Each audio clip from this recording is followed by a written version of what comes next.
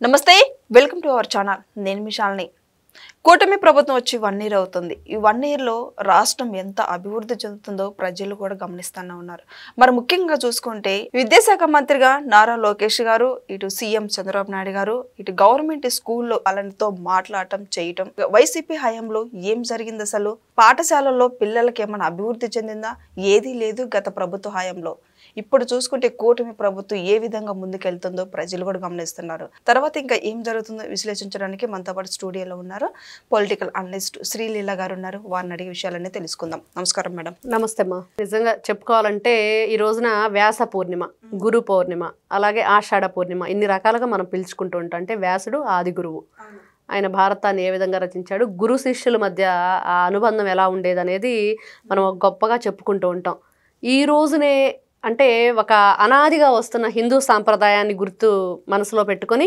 మరి ఈ రోజునే ఈ కార్యక్రమాన్ని చేపడితే ఎంత బాగుంటుంది అనే దాని మీద అంటే ప్రభుత్వం ఏ విధంగా ఆలోచిస్తుంది ఒకవైపు మన సాంప్రదాయాలని పిల్లలకు తెలియజేసే విధంగా ముఖ్యంగా తల్లి తండ్రి గురువు తల్లిదండ్రుల తర్వాత 3వ స్థానం గురువుకే వచ్చింది ఆ తర్వాతే దైవం కూడా మరి అలాంటి తల్లిదండ్రుల తర్వాత 3వ స్థానంలో ఉన్న గురువుని నిజంగా వీళ్ళ కమ్యూనికేషన్ ఎలా ఉంటుంది అంటే ఇక్కడ టీచర్ పిల్లలు ఈ రోజున చూస్తుంటే పేరెంట్స్ ముఖ్యంగా అవును వాళ్ళ హడావుడి ఒక లైఫ్ హరీబురీగా ఏ విధంగా పరిగెత్తుతున్నారు ఆ స్పీడ్ లైఫ్లో పిల్లలతో వాళ్ళ అటాచ్మెంట్ ఏ విధంగా ఉంటుంది అంటే టీచర్స్ ద్వారా వాళ్ళ ఫీడ్బ్యాక్ తీసుకోవడానికి కూడా టైం లేని పరిస్థితి ఖచ్చితంగా ఇలాంటి కార్యక్రమాలు పెడితే పిల్లలు తల్లిదండ్రులు టీచర్స్ వీళ్ళ ముగ్గురు మధ్య మంచి అవినాభావ సంబంధం ఏర్పడుతుంది టీచర్స్లో కూడా ఒక ఏంటంటే రేపు పేరెంట్స్ అడుగుతారు ఖచ్చితంగా మనం ఫీడ్బ్యాక్ ఇవ్వాలి ఈ బాబు గురించి అని రెస్పాన్సిబిలిటీ వస్తుంది చాలా గొప్ప కార్యక్రమం చాలా మంచి కార్యక్రమం నిజంగా ఈ కార్యక్రమాన్ని శ్రీకారం చుట్టిన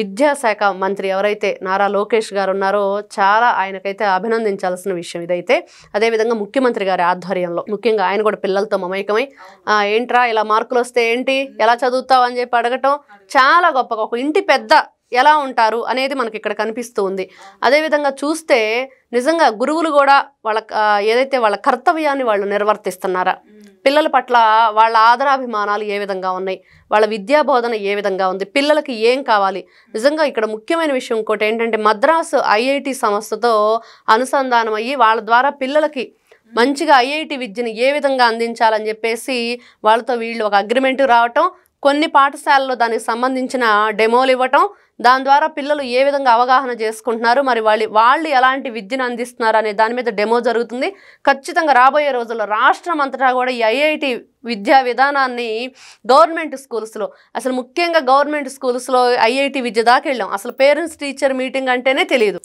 ఇంగ్లీష్ మీడియం అంటేనే తెలియదు వాళ్ళు ఏదో వెళ్తున్నాం వస్తున్నాం ఫ్రీగా భోజనం పెడుతున్నారంటే చాలా నార్మల్ పీపుల్ ఎందుకంటే ఈ రోజున మనం చూస్తే పేదరిక నిర్మూలనతో ముందుకెళ్తున్న రాష్ట్రంలో నిజంగా ఇక్కడి నుంచే స్టార్ట్ అవుతుందా అనిపిస్తుంది అంటే ఏమి పాపం వాళ్ళకి రెక్కాడితే కానీ డొక్కాడని కుటుంబాల్లో పిల్లలు గవర్నమెంట్ స్కూల్కి వెళ్తారు బాగా విద్యావంతులైన పిల్లలు వాళ్ళ తల్లిదండ్రులు ఉన్న పిల్లలు లేకపోతే వాళ్ళు మంచి ఏదైనా ఉద్యోగాలు చేసే తల్లిదండ్రుల పిల్లలు ఇంగ్లీష్ మీడియం స్కూల్లో చదువుతారు కానీ ఈ రోజున ప్రైవేట్ స్కూల్ని తలదన్నే విధంగా వాటికి ధీటుగా ఈ రోజున గవర్నమెంట్ స్కూల్స్ పనిచేస్తున్నాయి అనటానికి అసలు ముఖ్యంగా టీచర్ పేరెంట్ మీటింగ్ నిజంగా ఈ పీటీఎం అనేది చూస్తుంటే ఇంగ్లీష్ మీడియం స్కూల్స్లో అదే ప్రైవేట్ స్కూల్స్లో కదా ఉంటాయి మరి ఈ విధంగా గవర్నమెంట్ స్కూల్లో ఇలాగా పేరెంట్ టీచర్ మీటింగ్ అంటే ఒక గొప్ప ప్రణాళిక వీళ్ళు ఏ విధంగా పిల్లల్ని మంచి ఒక అభివృద్ధి వైపు తీసుకువెళ్ళాలంటే వీళ్ళ ముగ్గురు కూడా కలిసి మాట్లాడుకుంటే ఆ పిల్లోడు ఏ విధంగా చదువుతున్నాడు ఆ ఫీడ్బ్యాక్ ఏంటి అన్న తర్వాత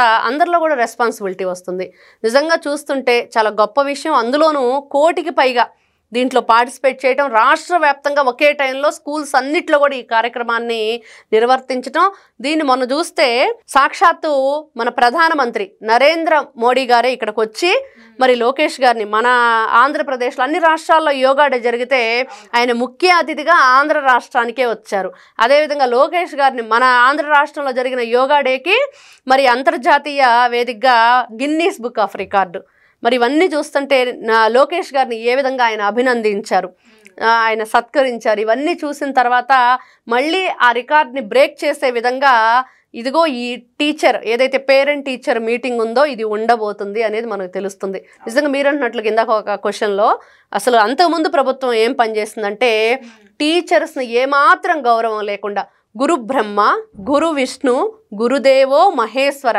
గురు సాక్షాత్ పరబ్రహ్మ తస్మై శ్రీ గురవే నమః అని చెప్పుకుంటాం. అంటే గురువే బ్రహ్మ, గురువే విష్ణు, గురువే మహేశ్వరుడు, అంటే సాక్షాత్తు త్రిమూర్తులే గురువు అని మనం ఎంతో గొప్పగా ఆ గురువే అన్నిటికీ మూలస్థానం అని చెప్పుకున్న గురువుని వైఎస్ఆర్సీపీ పార్టీ అధికారంలో ఉన్నప్పుడు ఏం చేసిందంటే మందు బాబుల దగ్గర వాలంటీర్లుగా నిలబెట్టారు, వాళ్ళని లైన్లో నిలబెట్టడానికి. బాత్రూములు ఫోటోలు తీసి పెట్టాలి, బాత్రూములు క్లీనింగ్లు లేకపోతే ఆ ఫోటో తీసి పెట్టాలంటే బాలైతే వాళ్ళే కడగాల్సి వస్తుంది కదా.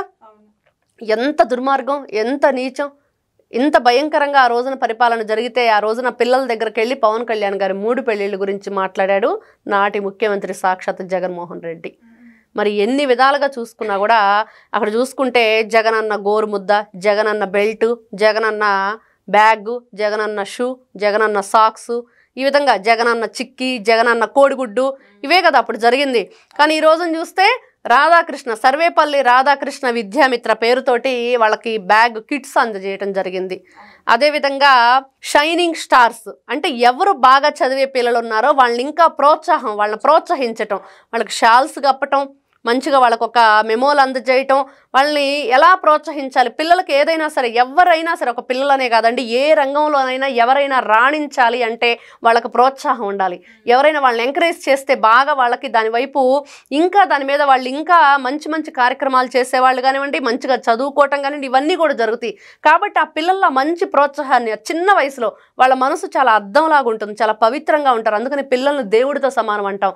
అట్లాంటి పిల్లల్ని మంచి వైపు నడిపిస్తే ఎలా ఉండిద్ది, మంచిగా వాళ్ళని ప్రోత్సహిస్తే ఎలా ఉండిద్ది, మంచి విద్యను అందిస్తే ఏ విధంగా ఉండిద్ది అంటే ఈ రోజున అట్లాంటి విద్యను అందించడానికి అలాంటి మంచి ప్రభుత్వం ఏదైతే ఉందో నిజంగా పిల్లలు అదృష్టవంతులు. వాళ్ళు నేటి పౌరులే రేపటి పౌరులు.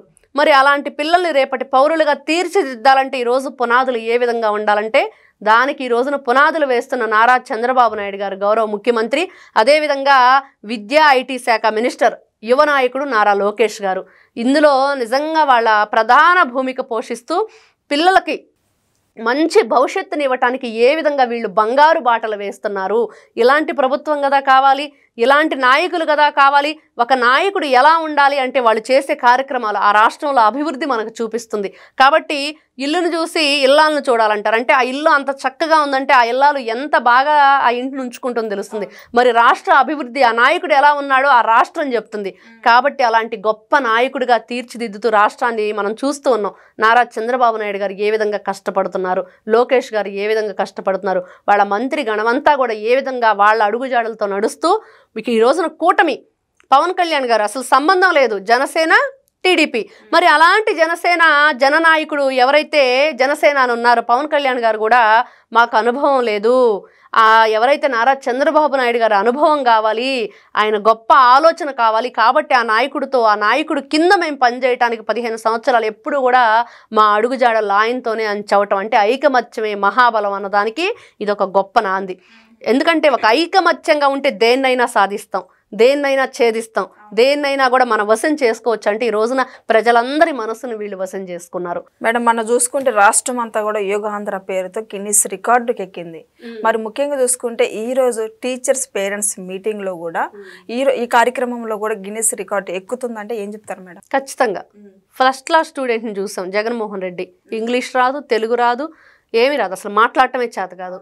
మరి ఆ మనిషి పిల్లలకి ఏం చెప్పారు ఏంటంటే అంతా కూడా మొత్తం కూడా ఒక మయసభనే క్రియేట్ చేశారు. లేనిది ఉన్నట్టుగా, ఉన్నది లేనట్లుగా, ఏదో ఎవరినో ఇంగ్లీష్ వాళ్ళని తెచ్చి వీళ్ళకి ఏదో ట్రైనింగ్ ఇప్పించామని లేని దాన్ని వాళ్ళ చేత మాట్లాడించి, అదేవిధంగా ఒక అమ్మాయి చేత కూడా కాలేజీలో ఫీజు రీంబర్స్మెంట్ గురించి ఏదో చిన్న క్లిప్పింగ్ ఇప్పించి ఆ అమ్మాయి తర్వాత చెప్పింది, ఇంటికి టీసీ వచ్చింది నాకు, నేను కాలేజీకి కూడా వెళ్ళనవసరం లేదు, నన్ను పంపించేస్తారు అలా మాట్లాడకపోతే అని.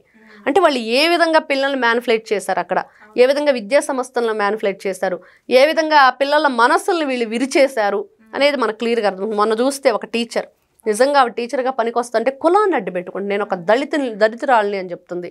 అంటే ఆవిడ ఏం చెప్తుంది అక్కడ, ఈ రోజున ఉన్న ప్రభుత్వం ఏంటి, ఆ ప్రభుత్వం చేస్తున్న మంచి పనులు ఏంటి అని అవన్నీ వాళ్ళకి అసలు అవసరం లేదు. రాజకీయాలు పిల్లలకి నువ్వు సోషల్ చెప్పిన ఇంకోటి చెప్పిన రాజకీయాలు ఎందుకు? ఇక్కడ ఇప్పుడు జరుగుతున్న ప్రభుత్వం నారా చంద్రబాబు నాయుడు లోకేష్ మంచివాళ్ళు కాదు, మరి జగన్మోహన్ రెడ్డి చాలా మంచివాడు అని చెప్పి పిల్లలకు చెప్తే వాళ్ళు వెళ్ళి ఇంట్లో చెప్తే ఆ పేరెంట్స్ వచ్చి అడిగారు, మరి వీళ్ళు కీచుకులా, మరి టీచర్లా అంటే కీచుకులా అని చెప్తున్నారు. మరి అట్లాంటి టీచర్లు కాదు కదా మనకు కావాల్సింది. గత ప్రభుత్వం ఏం చేసిందంటే ఇలాంటివన్నీ కూడా ప్రోత్సహించింది. ఆ వాసనలు వదలని వాళ్ళు ఇంకా దాంట్లో ఉన్నారు. కాబట్టి అట్లాంటి వాళ్ళని వేరువేయాలి. నిజంగా ఒక కానిస్టేబుల్ వచ్చి ఆవిడ్ని విచారణ చేస్తుంటే నేను ఒక దళిత టీచర్ అని చెప్పి మాట్లాడుతుంది.